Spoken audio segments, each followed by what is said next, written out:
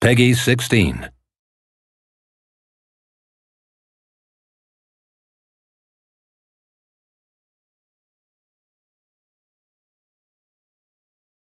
At Ninja Theory, we always really pay particular attention to character, not just characters in the game, but also environments, the lighting, everything we try and give character to. Character's really important because it's the thing that draws you into the game. If you connect with your character, then you're in that place, in that emotion.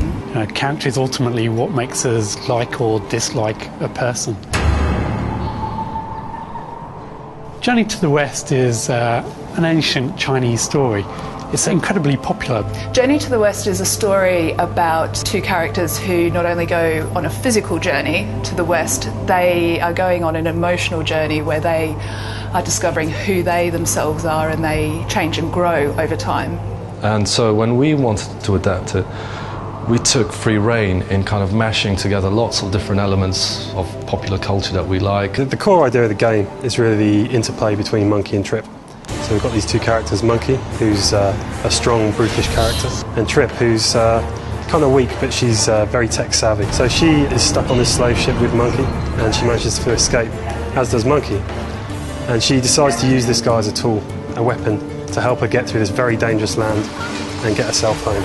Monkey is a wild man, self-sufficient, standalone individual.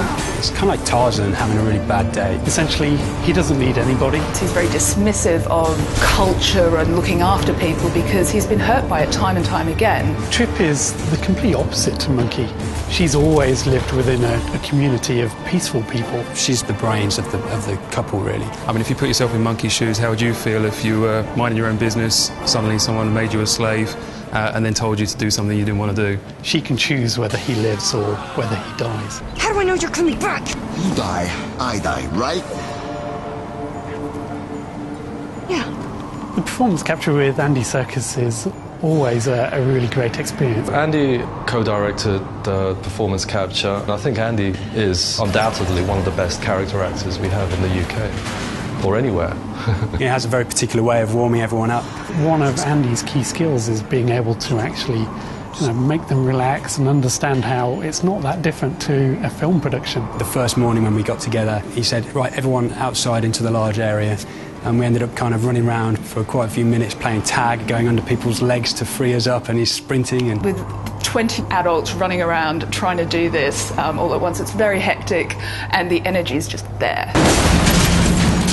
Alex Garland is a novelist and screenplay writer, and he's responsible for The Beach, 28 Days Later, Sunshine. But I want to say the right thing about him, because he's brilliant.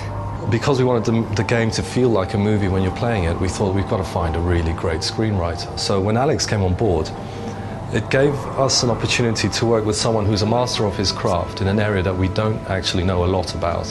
And so what he brought to the game was this amazing kind of almost directorial eye of how to tell a story. And he worked with us for 2 years on that, and we learned a hell of a lot from him.